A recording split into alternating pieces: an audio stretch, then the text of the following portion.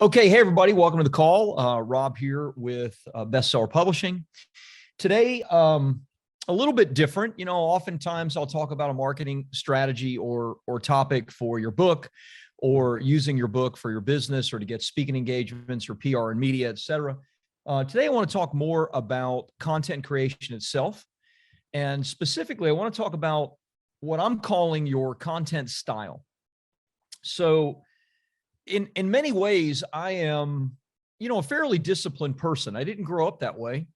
Oftentimes stayed up all night, as youths tend to do, and slept in, and oftentimes didn't get things accomplished the way I would like. But over the years, I became a pretty disciplined person. Many of you know I have a pretty strong morning routine that I never or almost never miss. And so in many of the aspects of my life, my discipline is pretty strong. But believe it or not, in one aspect in particular, writing, it has not been. Part of the reason that even Bestseller Publishing became a company, a real thing, was because of my own personal struggle with content creation and with the writing of my first book. Some of you know that story. I'll save it for another time if you don't.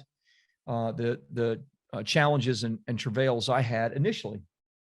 And so I decided, because I had been successful in so many different areas of discipline in my life, I decided, I need to get disciplined in my content creation, and I want to become a daily writer. I work out every day or almost every day. I spend time in prayer and meditation every day or almost every day. And I thought, I want to create this, this daily writing habit in my life, which at different times I've tried, but have not been able to do.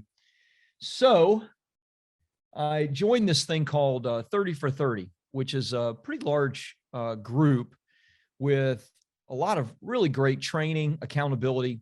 And the idea is that you will write a small piece, 250 words every single day for not really the month of January, but like the, 3rd or 4th or 5th of January into the 3rd, 4th, or 5th of February to become an internet writer. This isn't so much about writing books.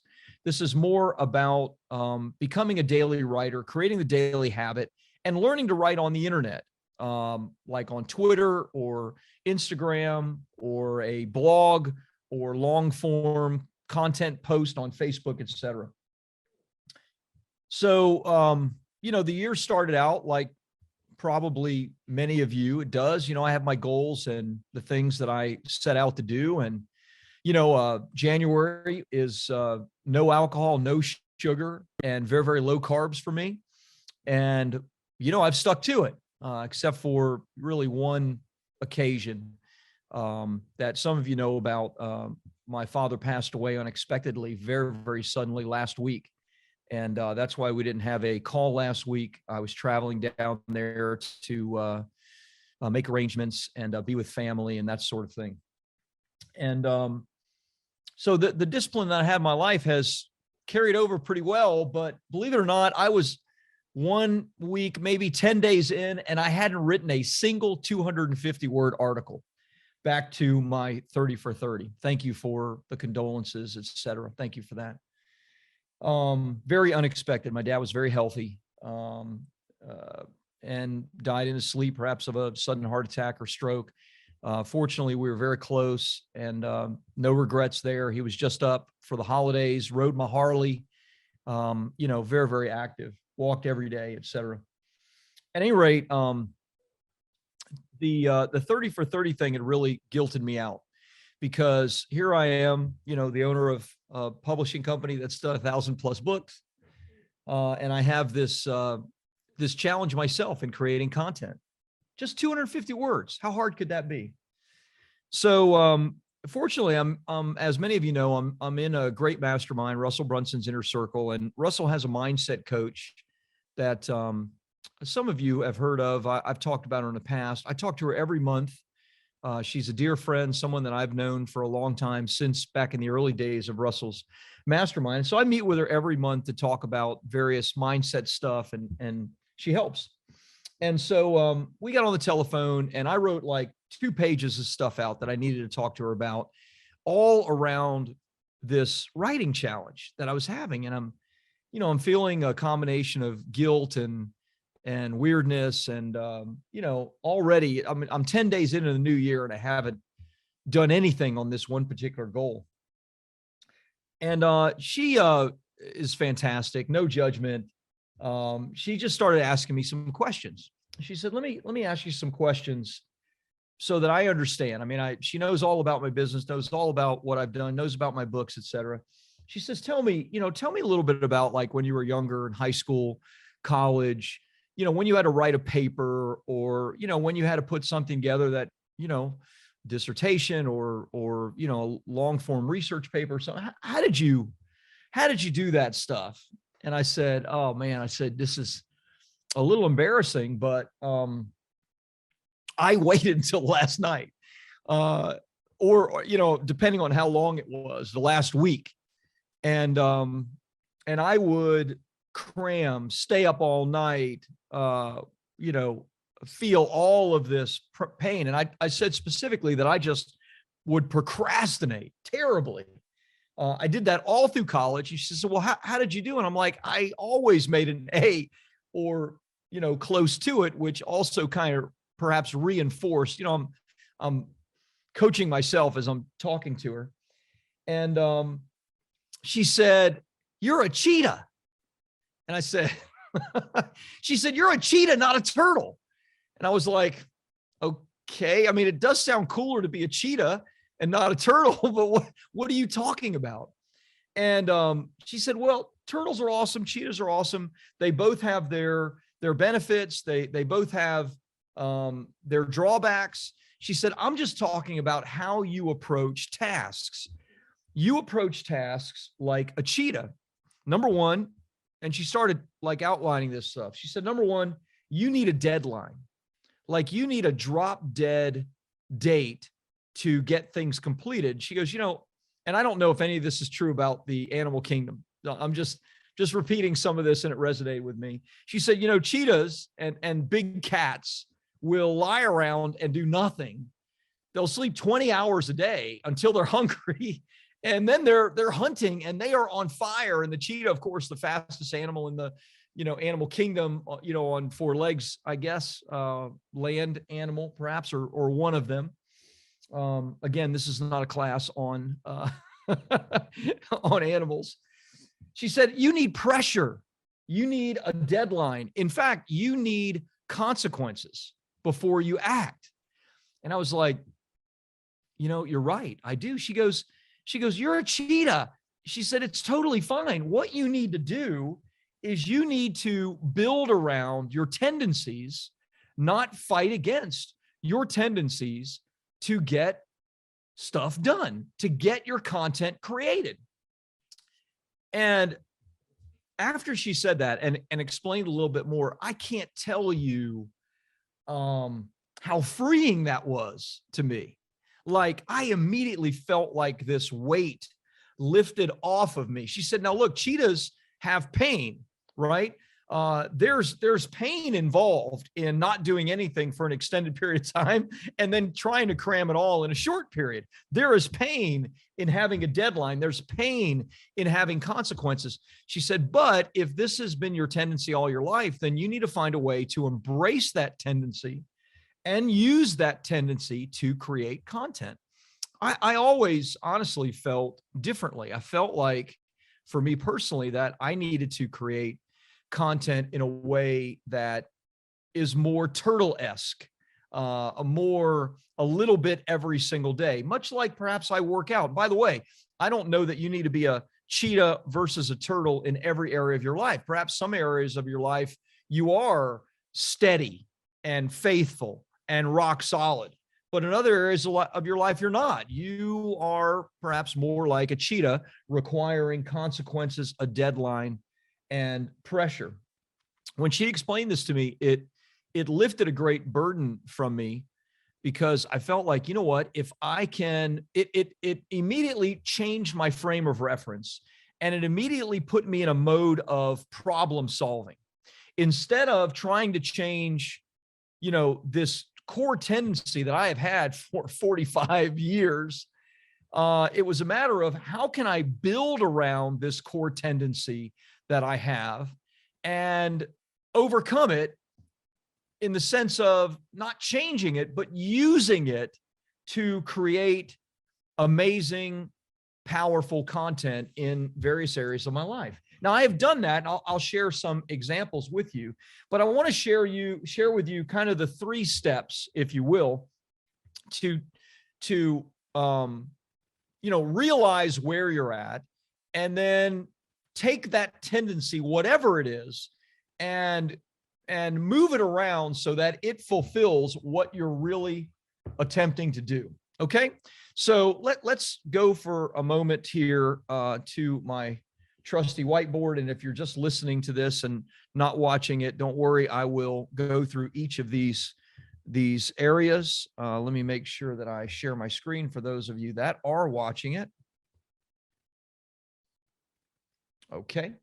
So I want to give you what to do from here, because it's one thing about thinking through, wow, I'm more like a cheetah or I'm more like a turtle.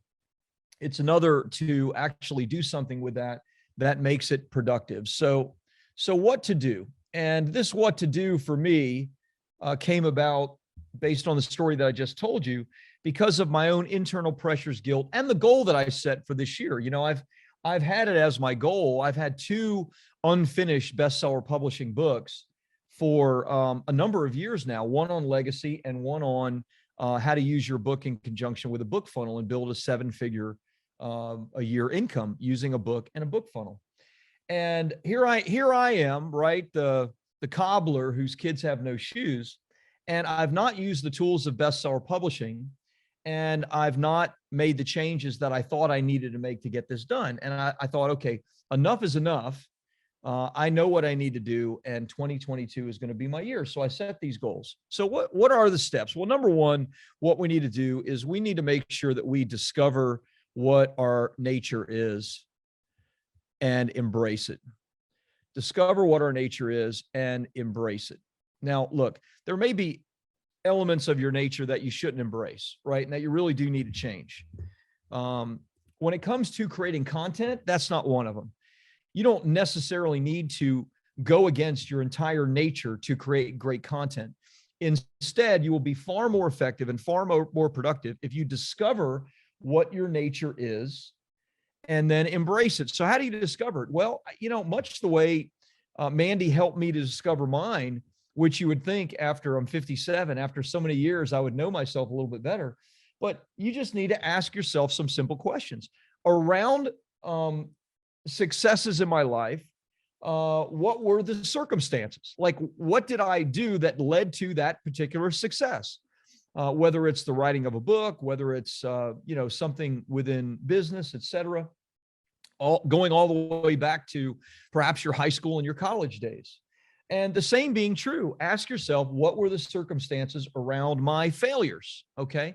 When I failed, what led up to it? What was I doing at the time? What could I not do to actually accomplish this thing that I was meant to, or believe that I was meant to accomplish? So ask yourself some questions to discover your nature, and then give yourself a break, like embrace it. If this isn't something that desperately needs to change for your health or for your wealth or for your relationships, et cetera, but it's something that can be embraced, then embrace it.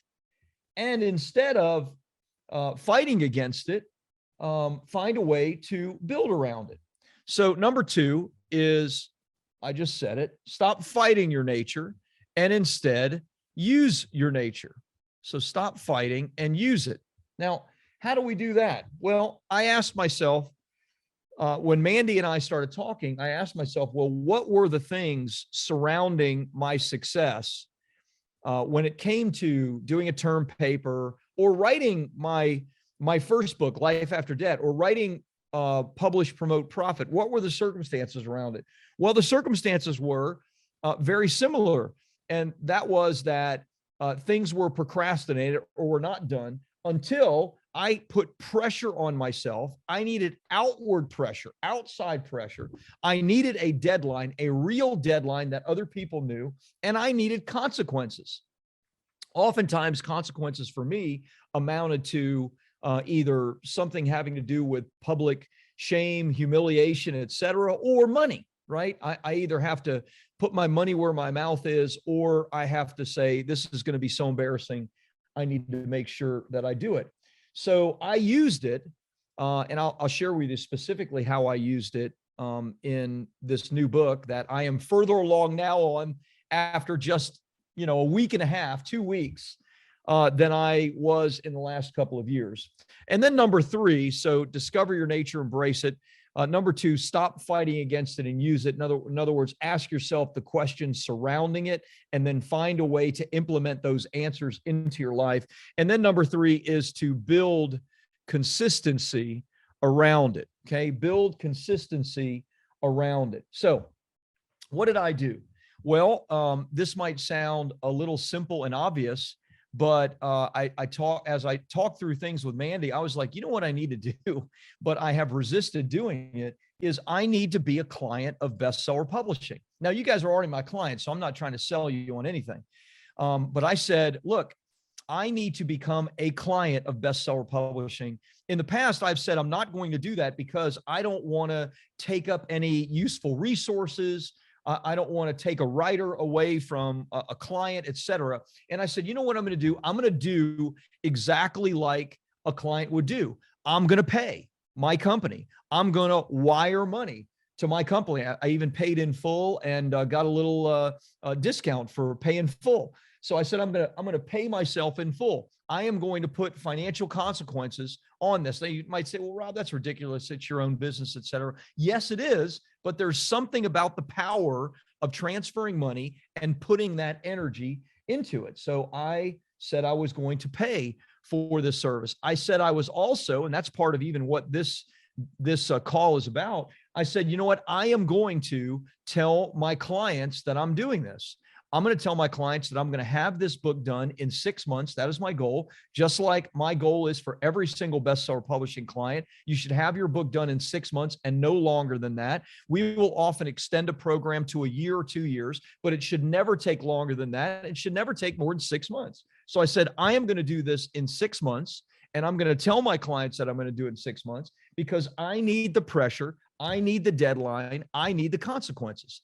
The consequences of the humiliation of, can you imagine me having to tell you, even Rob, the owner of the company, couldn't get his book done in 6 months using all of the resources of the company. Wouldn't that be ridiculous? Well, I promise you that I will not let that happen.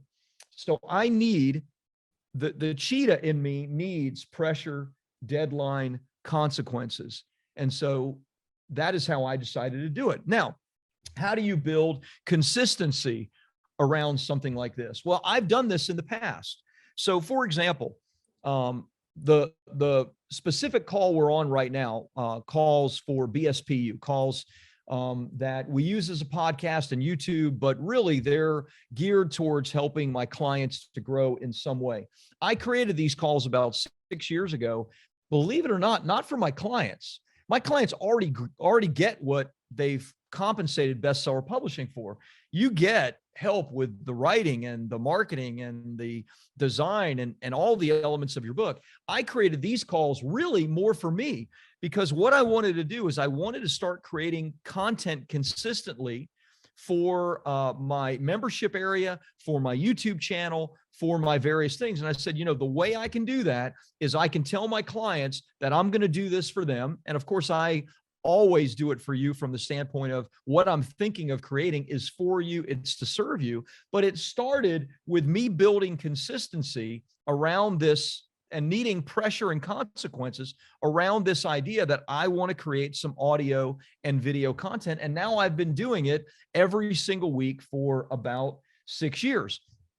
I've told you guys last year, I decided actually in 2020, I decided that I was going to start a podcast. I had been thinking about it for a long, long time. And so what was the first thing that I did? I've told you guys the first thing that I did was I wrote a $30,000 check to a company to help me to create my podcast and to publish my podcast for the entire year.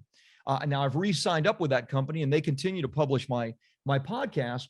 But basically, I needed that pressure, that deadline, that consequence. I needed to write a check to somebody else to get me off my butt so that I would actually get this done. And now we've done about 110 episodes of the podcast.